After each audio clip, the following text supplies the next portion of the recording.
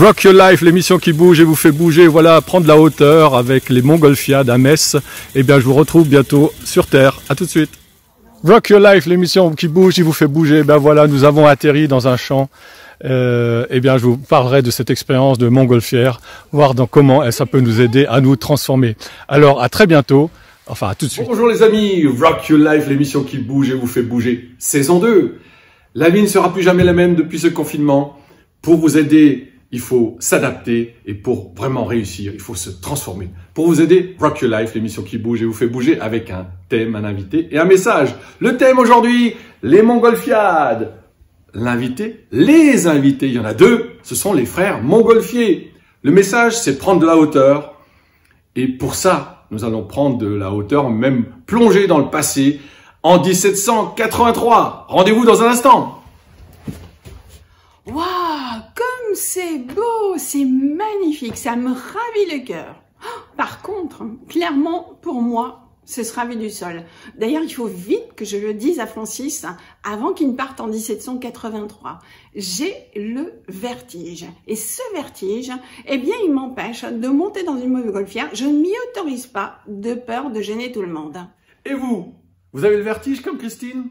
Eh bien, la bonne nouvelle, c'est impossible d'avoir le vertige dans une montgolfière. À l'inverse, si vous étiez sur la tour Eiffel. Parce que cette sensation que tout tourne autour de vous, elle n'est possible uniquement quand vous êtes dans un bâtiment qui est relié au sol. Ça nous amène à distinguer la croyance, ce qu'on croit, et la réalité. La réalité, c'est que ce sont nos croyances qui créent nos peurs et par là même nos limites. Je vous propose de lâcher le connu, à savoir ce que l'on croit savoir, pour justement aller vers l'inconnu. Lâcher le connu, c'est ce qu'ont fait les frères montgolfiers pour monter dans ce ballon pour la première fois. Surtout que c'est un ballon, une montgolfière, ce n'est pas un dirigeable. C'est-à-dire que vous ne pouvez pas diriger l'orientation. Tout ce qu'il est possible de faire, c'est de monter ou descendre. Alors justement, je vous propose de prendre de la hauteur. C'est quoi exactement prendre de la hauteur? Ça veut dire qu'on va tous devenir des aérostiers?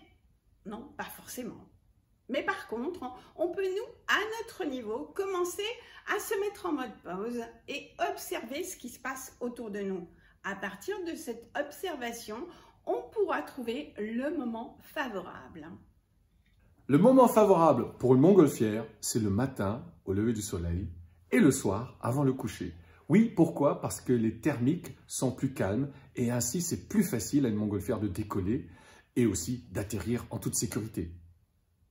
C'est comme dans la vie. Cela veut dire être connecté au moment présent pour bien saisir l'opportunité. Il n'y a rien de plus impatient que la patience. Ne dit-on pas d'ailleurs patience et longueur de temps? Et oui, quand vous êtes dans une montgolfière, il faut être patient. Patient à la fois parce qu'il faut attendre pour trouver le bon endroit pour pouvoir atterrir. Et ça peut prendre du temps. Et tant mieux, vous pouvez apprécier ce vol à ce moment-là. Sauf que il faut aussi prendre en compte l'énergie que vous avez à bord pour pouvoir faire fonctionner les brûleurs qui vous permettent de garder la hauteur jusqu'à ce que vous trouviez le terrain favorable pour atterrir. Qui veut aller loin, ménage sa monture. D'ailleurs, la montgolfière nous le démontre parfaitement. Il faut savoir gérer son énergie. Et pour ça, eh bien, le point de départ est important. Et oui, quel est le point de départ des frères montgolfiers? Ils m'ont avoué que l'idée qu'ils ont eue pour construire une montgolfière, c'est en voyant un morceau de papier voltiger dans un feu de cheminée.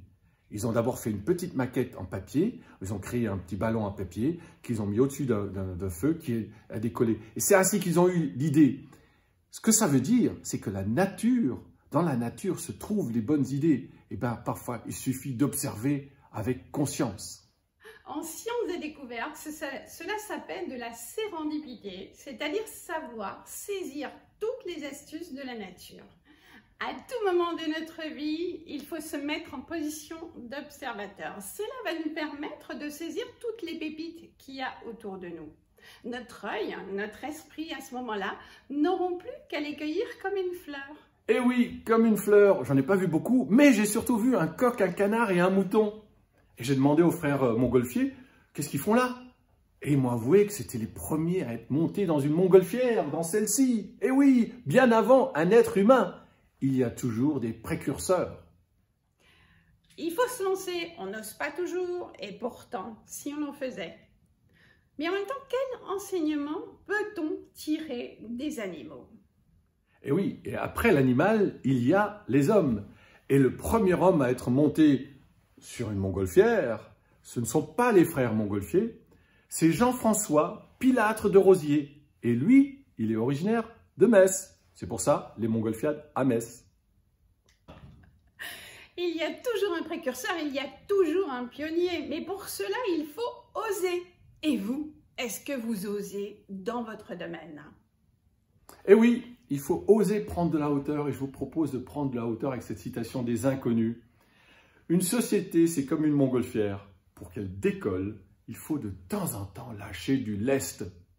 Lâchez tout!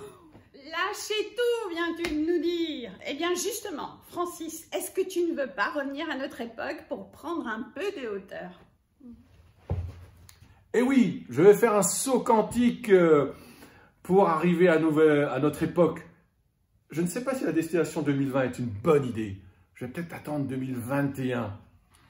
Sauf que, qu'est-ce que je vais faire en attendant? Eh bien, moi je sais, tu vas regarder Rock Your Life saison 2. Et d'ailleurs, je vous invite tous aussi à regarder Rock Your Life saison 2, à vous connecter à la page Facebook, à vous connecter à la chaîne YouTube pour ne rien rater des prochains épisodes de Rock Your Life saison 2. Abonnez-vous, taguez. À bientôt les amis. À bientôt.